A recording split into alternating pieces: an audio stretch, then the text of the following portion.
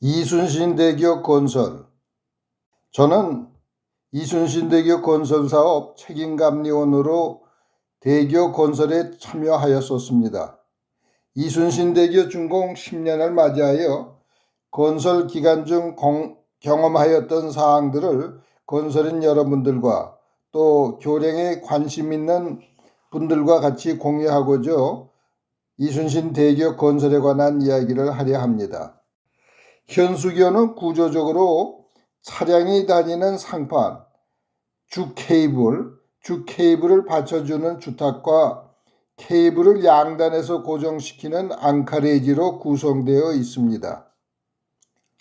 이순신대교의 주황경관장은 충무공 이순신 장군의 탄신연도 1545년을 기념하여 1545m로 설계 시공하였었습니다. 이는 세계에서 8번째로 긴 경관장이며 가장 긴 교량은 터키 차나칼레 교량으로 2023m입니다. 이 교량은 이순신대교를 시공하였던 국내 건설회사에서 설계 및 시공을 담당하였었습니다. 이순신대교는 광양과 여수를 연결하는 도로 중 광양만을 횡단하는 구간이며 연장 2260m, 4차로 유선형 스틸박스 가다 교량으로 콘크리트 주탑의 높이는 270m입니다. 교량 상판의 해상 높이는 85m로서 21만 톤급 컨테너 선박이 서로 교행할 수 있습니다. 공사비는 5,137억 원, 공사기간은 2007년 11월 15일 착공하여 2013년 4월 30일 준공됨으로써 5년 6개월 소요되었습니다. 광양만의 지질 조건은 해수면 깊이는 약 20m, 해저는 연약한 점성토와 사질토 충족층이 해수면으로부터 35 내지 40m 깊이에 있는 세일층 기반 안반 위에 있습니다. 광양 측 주탑은 광양제철소 인근에, 묘도 측 주탑은 해상에 위치토록 설계되어 있습니다. 해상 주탑 기초 시공을 위하여 인공성물 축조하여야 했고 선박의 충돌 사고에 대비하여 충돌 방지공을 인공섬에 계획하였습니다.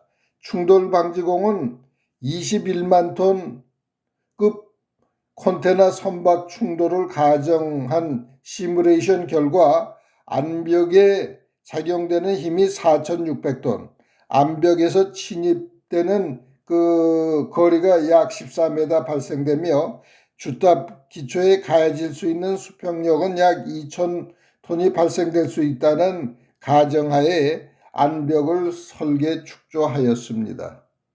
콘크리트 암벽 및 집안의 지지력 증가를 위하여 심층 혼합공법으로 면적 60%의 시멘트와 물을 혼합한 안정처리제를 연약 집안에 주입, 혼합시켜 계량체 기둥을 형성토록 하여 집안의 지지력을 강화시켰습니다. 주탑기초 현장 타설말뚝 시공 구간에는 면적 40%의 모래 다진말뚝 공법을 시공하여 연약 집안에 직경 60cm 내지 80cm의 다진 모래 기둥을 형성하여 점토 연약층의 배설을 촉진시켜 안밀 기간을 단축하였고 모래말뚝으로 인한 연약층 밀도를 증가시켜 집안의 전단 강도를 높이도록 하여 지진이나 선박 충돌 사고 시 발생될 수 있는 수평력에 대하여 기초말뚝 주변 반력을 증가시키도록 하였습니다. 모래 다진 말뚝 시공 해상 장비 모습입니다. 묘도 측 주탑, 인공섬 암벽 축조를 위하여 콘크리트 브록 설치, 또 사석 투하, 암벽, 내부 모래 체험 등의 모습이 되겠습니다. 멀리 동광양시가 보입니다. 주탑 기초는 직경 3m, 길이 44m, 현장 타설 말뚝 38분으로 되어 있습니다. 진동 툗마로 직경 3m 강관을 풍화 암축까지 받고 말뚝 선단 연안까지의 안방 굴착은 역순환 굴착 공법 장비를 사용하였습니다. 말뚝 한 번당 지지력은 5,000톤으로 설계하였고 시공 후 이를 확인하기 위하여 말뚝 성단에 오셀 테스트 기구를 설치, 양방향 제하 시험에 의하여 지지력 확인 시험을 수행하였습니다.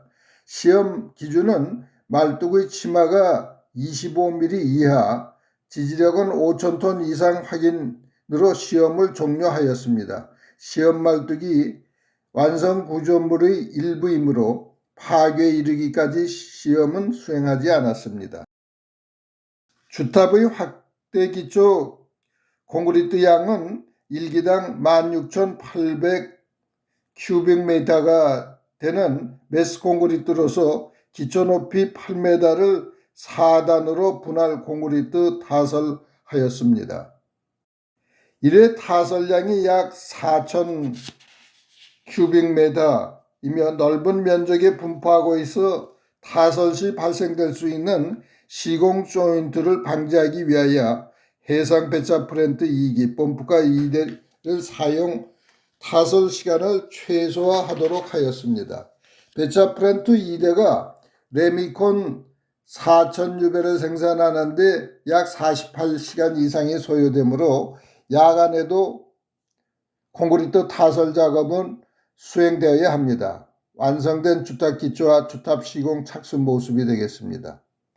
수하열 저감을 위하여 한 단의 높이 2m의 중간 지점에 쿨링 파이프를 배관, 펌프 12대로 해수를 공급, 순환 배출시켰습니다. 저발열 세멘트를 사용하고 쿨링 파이프 시스템을 가동하였을 경우 콘크리트 내부 온도는 타설 후 48시간 내에 섭씨 15도에서 57도로 상승하였고 냉각 해수 온도도 15도에서 배출될 때는 45도까지 상승하였었습니다. 콘크리트 표면 온도는 38도로서 내외부 온도차는 19도 정도였습니다. 수하열에 의한 구조물의 발생 온도 차는 20도 이하로 관리되어야 합니다. 이순신대교 건설 시 2012년 5월부터는 여수 엑스포로 인한 임시 개통이 필수적이어야 됐고 이를 위해서는 2012년 4월 말까지는 데크 아스팔트 포장이 완수되어야 합니다. 이러한 공정을 맞추기 위하여 주탑 건설 기간 당초 16개월을 12개월로 단축하여야 했으며 이를 위하여 주탑의 거푸집 시스템을 오토크라임 폼 시스템에서 3폼 시스템으로 변경하였고 주탑 2개소의 가로보 시공도 프리캐스트로 미리 제작하여 일괄 인양토록 하였습니다. 약 1,500톤에 해당되는 콘크리트 가로보를 후팅상에서 미리 제작하여 스트랜드 잭 시스템에 의하여 인양 설치하는 모습이 되겠습니다. 다음은 앙카레지에 관하여 설명드리겠습니다. 현수계에서 주케이블을 고정시키는 방법은 일반적으로 앙카레지 구조물을 축조하여 케이블의 장력을 지지하거나 영종대기와 같이 상부 데크의 자정이 크고 비교적 조항 경관이 길지 않은 경우에는 데크 단부에서 케이블을 고정시키는 방법이 있습니다. 이순신대교 경우는 일반적으로 초장대 현수교에서 채택하는 앙카레지 시스템으로 설계하였습니다. 광약층 앙카레지는 자중에 의하여 케이블을 장력 약 4만 톤을 저항토록 하는 중력식 앙카레지 형식이 됩니다. 연약층 위에 매립토로 구성된 집안에 앙카레지를 축조하여 하기 위하여 직경 70m 지하 연속벽을 시공하고 내부에 기반 암층까지 굴착하였습니다. 연속벽 내부에는 약 63,000 큐빅미터의 롤라 콤팩티드 콘크리트를 롤라에 의해서 다짐을 하면서 채웠습니다. 앙카레지 구체 콘크리트 총 콘크리트 양은 약 7만 큐빅미터로 7단으로 분할 타설하였습니다. 콘크리트 타설 전후 앙카레지 프레임 모습이 되겠습니다.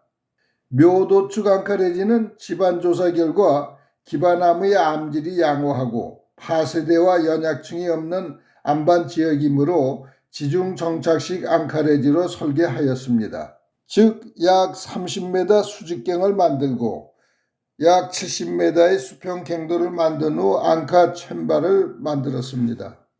지상 및 지하 챔바 내부 스트랜드 정착 프레임 콘크리트 타설 전 철근 백은 모습이 되겠습니다. 지하 30m 깊이에 설치된 지하판과 육상부의 스트랜드 슈 설치를 위한 포스트 텐셔닝 작업 모습입니다. 다음은 콘크리트 내구성에 대하여 설명을 드리겠습니다. 콘크리트의 여러 요인 중 가장 큰 것은 염화물에 의한 철근 부식이 문제이고 다음으로는 탄산화로 인한 철근 부식과 황산염에 의한 화학적 콘크리트 침식입니다. 내구성 콘크리트란 콘크리트 내부의 미세한 균열과 화학적 반응을 줄이는 방법으로 내구성을 향상시킨 콘크리트를 말합니다. 콘크리트 내부에서 염소이온이 이동하는 속도는 미세균열에 의한 영향을 받게 되는 원리를 이용하여 이러한 결함이 적을수록 염소 확산 계수가 낮아지게 되는데 착안해서 염소이온 확산 계수를 내구성 콘크리트 품질 관리의 중요한 지표로 사용, 콘크리트 배합 설계 시 염소이온 확산 계수가 적은 배합비와 시리카슘 등의 혼화제를 사용 내구성을 확보토록 하는 것입니다. 탄산화로 인한 문제는 워터 세멘트 레이쇼를 0.4 이하로 줄이거나 철근 피복을 두께를 증가시킴으로써 해결될 수 있고 황산염에 의한 문제는 해수의 황산염 함유량을 체크하고 고로스라그 시멘트라든가 프라이애시 혼화제의 사용으로서 해결할 수 있습니다.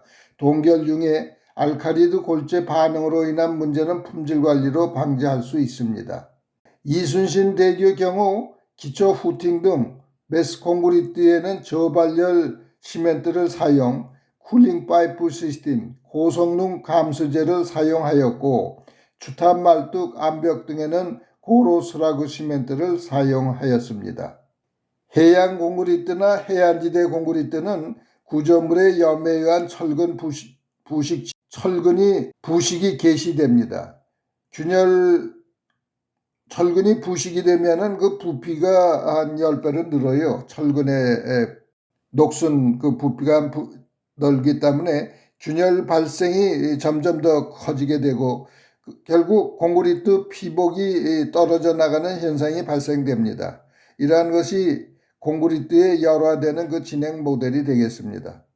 메인 케이블 가설, 트윈박스 가설에 대하여는 다음 계속하여 설명드리고자 합니다.